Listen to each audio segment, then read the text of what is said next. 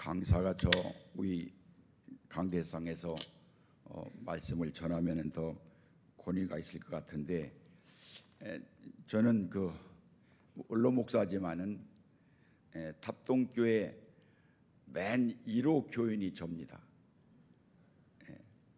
그리고 제가 이 앞자리 소강대상을 사랑하는 이유는 성도들과 거리가 너무 떨어지지 않아서. 제가 이 교회를 이렇게 건축하고 지을 때 여기 비스듬하게 하고서 이 성가대석과 여기 대강대상 비례를 맞게 했는데, 교회를 짓고 난 다음에 어떤 권사님이 이렇게 말하는 거예요. 목사님이 강대상을 좀 높인 것은 목사님의 권위 때문에 그렇습니까? 그러더라고요. 그래서 그것이 제가 20년이 넘었지만 늘 마음에 생각이 나서 저는 이 강대상보다도 여기가 이렇게 더 좋아요. 이렇게 가까우니까 좋아요. 그렇게 아시기 바라고, 또 호렙산 기도는 아시는 분은 아시겠습니다만은 교회가 가장 어려울 때,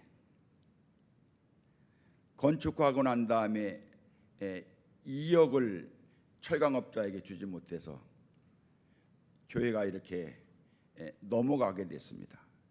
그래서 서산 지원에서 저당 설정해서 다 넣어가지고서 이 교회가 경매로 넘어가게 됐을 때 법원에 끌려 다니면서 그때 그 어려운 때 호렙산 기도를 시작했어요. 물론 그 전에도 우리가 다니엘 21일 기도 많은 기도로 이렇게 교회를 섬기고 그랬습니다만은 특별히 호렙산은 가장 어려울 때, 그래서 그런지 그때부터 호렙산 기도 그러면 많은 성도들이 참여를 했어요.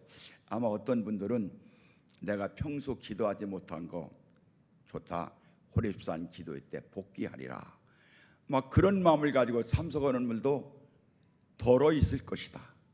그래서 탑동교회 호렙산 기도는 큰 은혜가 있는 기도고, 또 호렙산 기도를 통해서 하나님이 모든 성도들의 기도를 다 들으시고 응답하시고 놀라운 기적으로 역사해 준 줄로 믿습니다. 특별히 토요일 날 호렙산 기도의 토요일은 아주 중요한 날인데, 그때는 어린이들도 토요일 날도 학교를 가고 그랬어요. 그때는. 그래서 하여튼 우리가 온 성도가 기도해야 되니까 토요일 날은 토요 코에노니아라는 이름을 가지고 기도자, 어린이들도 다 나와라.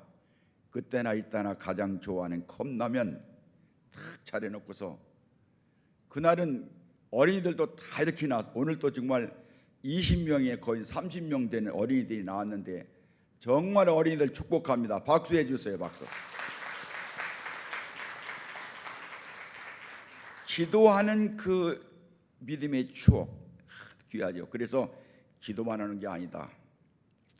예배 끝나고 식당 가서 컵라면 먹고, 제가 그 호렙산 기도 짤 때는, 지금은 이제 봄 가을 옵니다만 그때는 가을 중심으로 했어요. 그래서 제가 산을 도로 다녀가면서 골짜기를 도로 다녀가면서 밤 떨어진 거 죽을 쉬운 그때, 얼음 딸 때, 달에 딸 때, 그 기한을 잘 정해서 그때 호렙산 기도 마치고 토이노냐 마치고 가서 산으로 가는 거예요. 밤도 춥고, 지금은 달에 오고 얼음 밤 다 떨어졌습니다. 맞춰서. 또 그게 안 될 때는 물때 맞춰서 물이 많이 쓰는 아침에 가서 몽산포에 가서 조개 잡고 기지포 가고 다 그렇게 했는데, 어린이들이 얼마나 좋아하는지. 할렐루야. 어른들은 별 재미 없는 은혜야.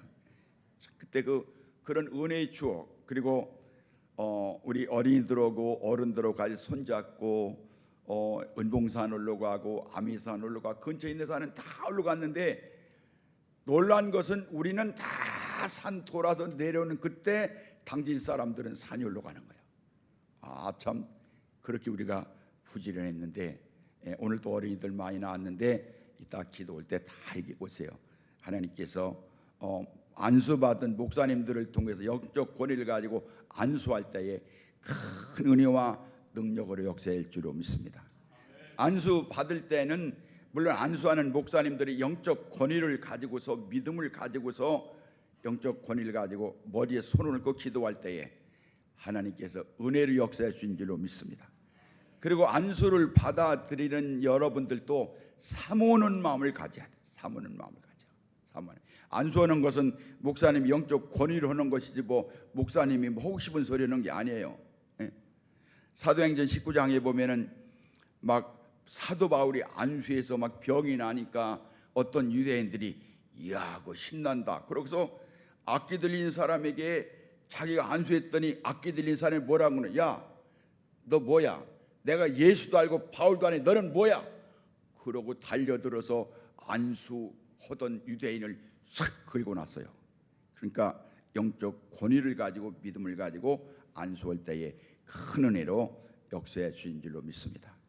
그리고 호렙산 기도는 지금 이 시대가 얼마나 복잡한 시대입니까? 저는 어떤 때 보면은 다음에 오는 이 우리 어린이들이 안타까울 때가 많이 있어요. 저는 살 만큼 살았습니다. 물론 어려운 때 그런 때도 있었지만 인생을 지나가면서 정말 은혜 가운데 살았는데 지금은 여러분 세계 정세 보세요. 언제 털지 모르는 거예요. 아프간 그놈들은 왜 밤낮으로 쏴붙이는 거예요. 이게 상황이 그렇지 않습니까? 언제 우리나라로 이 불이 달려들지 모르는 거예요. 여기저기 막 기근이 있지요, 홍수가 있지요, 어떻게 될지 모르는 거야. 공해가 있지요. 이런 세상에 살고 있지 않습니까? 사회적으로도 봐도 뭐 이건 어떤 뭐 대통령도 뭐 누구도 다 욕하고 떠들고 야단하고 소란스럽고, 여러분 기도가 해답인 줄로 믿습니다. 하나님께서 기도할 때 이 모든 것을 이길 수 있는 신과 능력을 기도하는 성도들에게 허락해 주실 줄로 믿습니다. 제가 46년 목회해 가면서 평균적으로 일주일에 11번 설교를 했어요.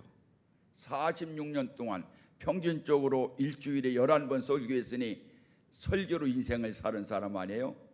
그런데 제가 은퇴하고 난 다음에는 마음 가운데 자꾸 이런 마음이 생기는 거예요. 나는 하나님의 말씀을 하나님이 원하시는 그 뜻대로 바로 전하고 있는가. 늘 그런 마음이 더 많아서 이따금 설교하게 될 때는 그런 심정으로 말씀을 준비하고 있습니다. 요즘에 우리나라 한강이라는 작가가 책을 써가지고서 노벨 문학상을 받은, 저는 뭐 한강 작가의 그거를 읽으라고 하는 건 아닙니다. 왜냐하면 저는 좀 제 생각과는 틀린 게 뭐냐면은 이 사람이 쓴 작품 가운데 외설적인 게 많아요. 19금이 많다고. 더군다나 이 작가는 전부 다 좌편향적이야. 좌편향. 그래서 전 그건 좋아하지 않습니다만은, 그 한강 작가가 노벨 문학상을 탔는데 그 문학상을 탄 제일 중요한 것이 뭐냐면 작품도 있지만은 데보라 스미스라고는 영국 그 작가가, 번역가가 이 작품을 잘 번역을 한 거예요. 그래서 뭐라고 말했냐면은 서양인들의 마음에 맞도록 작품을 잘 구성해서 번역했다. 그래서 사람들이 말하기를 이거는 한강 작가보다도 데보라 스미스라고는 영국 이 여인이 한국말을 3년 동안 잘 공부해서 이 한국말의 그 모든 의미와 이것을 기대하는 서양 사람들의 그 취향에 맞게 번역을 했기 때문에 노벨상을 받았다. 그런 얘기를 했습니다. 우리나라도 뭐 박정리의 토지라든가 아니면은 이문열 작가라든가 훌륭한 작가들이 많이 있는데도 번역이 시원찮아서 노벨 문학상을 못 받았다. 그런 것을 봤습니다. 저는 하나님의 거룩한 말씀을 여러분들에게 번역해 주는 것입니다. 그러니까 이 말씀을 제가 상가는 것은 이 말씀을 내가 잘 깨달아서 하나님 이것은 오늘날 살아가는 성도들에게 이 뜻을 전하는 것이군요. 그를 깨닫기 위해서 말씀에 대한 다 무거운 중압감을 느끼는 거예요. 그 다음에 또 한 가지는 우리 모든 성도들은 저를 보세요. 주일날 목사님한테 말씀을 다 아멘으로 받습니다. 받았으면은 그 말씀 받은 그대로 세상에서 살아가는 거예요. 그런 것이 하나님의 거룩한 말씀을 잘 번역하는 거예요. 하나님의 거룩한 말씀을 잘 듣고 그 말씀의 거룩한 능력을 힘입기 위해서 기도하고 그 말씀대로 세상에서 예수 향기, 예수의 편지로 살아갈 때에 하나님께서 세상 가운데 우리를 은혜 주시고 축복 주시고 승리해 주시는 줄로 믿습니다. 저는 오늘 설교 제목이 아주 굉장히 문자적으로 고상한 것 같죠. 영적 자존감. 그런데 듣고 보면은 그렇게 복잡하고 어려운 것도 아니에요. 자존감이란 건 뭐냐면은 하나님이 내게 이런 자격을 주시고 하나님이 내게 이런 은혜를 주셨사오니 아버지의 거룩한 뜻대로 몸도 마음도 생각도 다 그 뜻대로 아멘으로 살겠습니다. 그렇게 살아가는 자부심을 가지고 살아가는 그런 삶이 뭐냐면은 자존감이다. 그런 것입니다. 여러분 창세기 47장 7절에 보면은 야곱이 자기 가족들 70명과 함께 애굽으로 내려갔어요. 가나안에 먹을 양식이 없기 때문에 소식을 들으니까 그 아들이 13년 전에 헤어졌던 그 아들이 애굽의 총리 대신에 있다는 거예요. 그래서 다 내려갔는데 그때 야곱의 나이가 몇 쳤냐면은 130살이에요. 130살. 그런데 그 앞에 가서 야곱이 아들을 만나서 13년 만에 만나서 죽었던 아들을 만나서 기뻐하고 난 그 다음에 요셉이 아버지 애굽의 왕인 바로를 만나보러 가지요. 그래서 아버지를 모시고 바로 앞에 서게 됐습니다. 창세기 47장 7절에 그랬습니다. 요셉이 자기 아버지 야곱을 인도하여 바로 앞에 서게 하니 야곱이 바로에게 축복하매. 저는 이 말씀이 보였어요.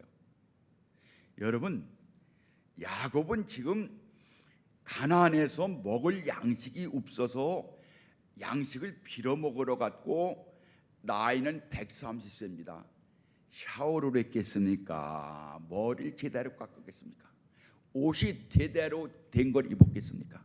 그런 모습을 가지고 냄새 풍풍 나는 그런 야곱이 딱 바로 앞에, 바로는 20대의 젊은 왕입니다. 바로는 신입니다. 거룩한 옷을 입고 왕관을 쓰고 딱 앉는데 야곱이 이 130살 잡순 할아버지 야곱이 부들부들 떨어가면서 가서 바로를 축복하매. 할렐루야. 얼마나 대단합니까? 여러분, 야곱이 정신없어 그런 게 아니에요. 이 양반이 이게 어딘지 여기 와서 그 안에 손들고 그러는 거예요. 그런 것이 아니에요. 야곱의 마음속에는 무슨 믿음이 있었느냐? 창세기 12장 2절, 우리 저기 자막을 보고 다 같이 읽겠습니다. 내가 너로 큰 민족을 이루고 내게 복을 주어 내 이름을 창대케 하려니 너는 복의 근원이 될지라.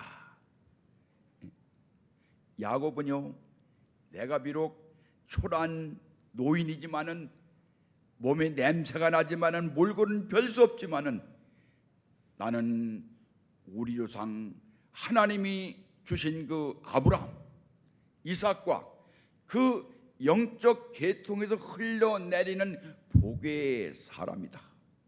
그런 마음의 자신을 가진 거예요. 그리고 바로 앞에 축복한 것입니다.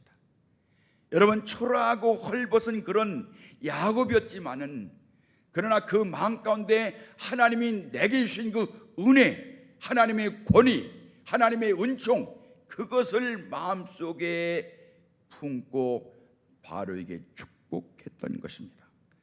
여러분, 우리도 마찬가지입니다. 이 세계를 향해서 그리스도 예수 안에서 아브라함의 축복을 계승받고 선택받은 사람이라고 야곱이 믿었던 것처럼, 여러분, 우리는 하나님께서 예수 그리스도를 십자가에 달려 죽게 하시면서 나를 구원하시고 하나님의 놀라운 사랑, 할렐루야, 나는 그만큼 하나님 앞에 귀한 사람이라는 그런 것이에요. 비록 몸에는 누더기를 걸쳤을 망정 바로 앞에 담대히 나갔던 것처럼, 그래서 바로를 축복했던 것처럼, 저 야곱처럼 이런 믿음과 자존감을 갖는 우리가 되셔야 할 줄로 믿습니다. 여러분, 신앙생활이라는 것은 교회 안에서만 경건하고 교회에서만 찬송하고 그것이 아닙니다. 이 세상 속에서 내가 어떤 사람으로 서느냐, 세상 속에서. 그리고 우리는 세상에서 수많은 문제를 부닥치는 거예요. 어떤 때는 답답할 때, 어떤 때는 괴로울 때, 어떤 때는 사업의 문제 때문에 죽느냐 사느냐, 다 여러분 그렇게 살아가는 게 아닙니까? 저는 목회 은퇴하고 난 다음에 성도들보다도 사회에서 어려움당하고 사는 사람들 많이 만나는데, 그런 분들을 만나가면서 이 우리가 살아가는 사회가 제가 강대상에서 설교할 때 느끼지 못했던 막 느끼는 거예요. 사업 때문에 이걸 해야 되느냐 말해야 되느냐, 어떤 때는 이 질병의 문제 때문에 내가 죽느냐 사느냐, 심각한 거예요. 심각한 거예요. 어린이들도 마찬가지입니다. 내가 이거 당진서 공부해서 이거 뭐 어떻게 서울 근처로 학교 가겠어. 차별이라든가 이런 것들이 수많은 문제들이 있을 때, 여러분, 우리가 어떻게 세상을 살아가느냐, 우리가 어떻게 이 문제를 해결하느냐, 영적 자존감이 필요한 거예요. 내가 누구라는 것을 알아야 되는 거예요. 자존감이라는 것은 제 몸을 굽히지 않고 스스로 높이는 마음가짐, 이건 교만도 아닙니다. 이건 뭐 자만도 아닙니다. 아무거 몰라도 괜히 뻥치기 하는 식으로 말하는 것이 아니에요. 하나님이 나를 사랑하셨다, 예수님이 나를 위해 십자가에 돌아가셨다, 그래서 나를 구했다. 그러면 나는 세상에서 어떤 사람으로 살아가야 되느냐는 그 마음의 다짐, 여러분, 그것이 바로 뭐냐, 영적 자존감이에요. 여러분, 영적 자존감을 가진 성도들은 세상의 사업에 실패했어도 낭망하지 않는 거예요. 예수 믿는 사람 무슨 문제 있다고 안 믿는 사람에게 나 이거 어떻게 한대야, 그게 아니에요. 어떤 고난의 시간에도 고난 때문에 넘어지지 않고 믿음으로 담대히 서는 거예요. 다른 사람이 나를 무시한다고 해서 거기서 넘어지지 않고 다시 일어서는 거예요. 할렐루야. 여러분, 사도 바울은 이런 것을 경험하고 난 다음에 고린도후서 3장 8절 9절에 그렇게 말했습니다. 우겨쌈을 당하여도 쌓이지 않고, 답답한 일을 당해도 낙심하지 않고, 거꾸로 들임 당하여도 절대로 망하지 않는단 말이야. 여러분, 이런 믿음을 가진 것이 믿음의 자존감인 줄로 믿습니다. 여러분, 꼭 기억하세요. 어떤 데는 집안에 아이고 이놈의 집구석이 왜 이러냐, 아이고 너희들은 왜 그러냐, 아이고 이놈의 세상 왜 그러냐, 여러분, 그런 것이 있을지라도 거기에 좌우되지 않는 거야. 나는 하나님의 자녀다. 하나님께서 나를 사랑하셔서 당신의 독생성자 예수 그리스도를 십자가에 죽으시면서까지 나를 구해 주셨다. 나는 이런 문제 때문에 넘어질 사람이 아니야. 나는 이런 괴로움 때문에 쓰러진 사람이 아니야. 예수 이름으로 일어나는 것, 그것이 성도의 영적 자존감인 줄로 믿습니다. 오늘 성경 본문은 사도 바울이 아무런 제목도 없이 정권자들에 의해서 가이사라 옥에 2년 동안 갇혀 있는 어느 날, 팔레스타인을 다스리던 아그리빠 왕의 자기 동생 버니게와 함께 이 사도 바울이라는 사람이 감옥에 있다는데 한번 여기 들렸어요. 베스도가 이 왕과 그 왕의 동생을 다 앞에다 놓고 사도 바울을 끌어내는 거예요. 사도 바울이 그 앞에서, 아그리빠 왕 앞에서, 베스도 앞에서, 버니게 앞에서 내가 어떻게 예수님을 만났고,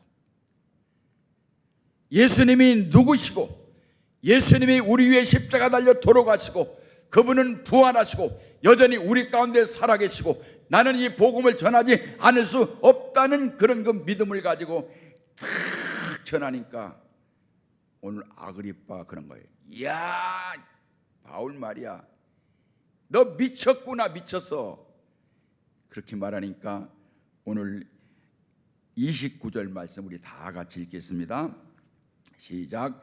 바울이 이르되 말이 적으나 많으나 당신뿐만 아니라 오늘 내 말을 듣는 모든 사람도 다 이렇게 결박된 것 외에는 나와 같이 되기를 하나님께 원하나이다 하니라. 아멘. 나처럼 되라. 나처럼. 내가 죄수로 있지만은, 내가 초라한 모습이 있지만은, 당신 지금 아그리빠 왕과 베스도는 지금 높은 권자에 있지만은, 나는 죄수 가운데 있지만은 나처럼 되기를 원한다. 뭐해서? 감옥에 갇힌 것 아니고 나처럼 예수님을 알고 예수님의 은혜 가운데 살아가고 그 사랑 가운데 살아가는, 예수님의 권위를 힘입고 살아가는 나처럼 되기를 원한다. 할렐루야. 여러분 너무나 귀한 거예요. 나처럼 되기를 원한다. 엄마가 애들한테 할 말 없으니까 너희들은 나처럼 되지 말아야 된다. 늘 엄마만 바라보고 아빠만 바라보고 있는데 너희들은 나처럼 되지 말라고 하면 어떻게 하는 거예요? 여러분, 나는 배운 것도 없어. 너희들에게 물려진 재산도 많지 않아. 사회적으로 훌륭한 사람도 아니야. 알아주는 사람 아무도 없어. 그렇지만 나는 오늘까지 예수 붙잡고 믿음으로 살아가는 거야. 성령의 인도함을 받는 거야. 그것에 비해서는 나처럼 살아가거라. 할렐루야. 사도 바울이 예수님을 만난 후에 인생이 확 변했어요. 가치관이 완전히 변했어요. 세상을 보는 눈, 사람을 보는 눈, 부귀 영화를 보는 눈에 혁명이 일어난 거야. 혁명이 일어난 거야. 어떻게 여러분 사도 바울이 그런 자존감을 가질 수가 있었던가요? 사도 바울은 골로새서 1장 28절에 메시아 성경에 보면 이렇게 말했습니다. 성숙해진다는 것은 기본으로 돌아가는 일입니다. 성숙해진다는 것은 자존감을 가지고 성숙하게 성령 충만한 삶을 살아간다는 것은 무엇이냐? 기본으로 돌아가는 일입니다. 신앙 기본이 뭡니까? 사도 바울이 디모데 전서 4장 5절에 말한 것처럼 하나님의 말씀과 기도로 거룩하여짐이라. 할렐루야. 여러분 야곱도 마찬가지고 사도 바울도 마찬가지, 끊임없이 하나님의 말씀을 들으려고. 야곱이 애굽으로 내려가려고 그럴 때 하나님께 묻습니다. 하나님, 제가 애굽으로 내려가야 될까요? 하나님께서 내려가거라. 하나님의 말씀을 듣는 거예요.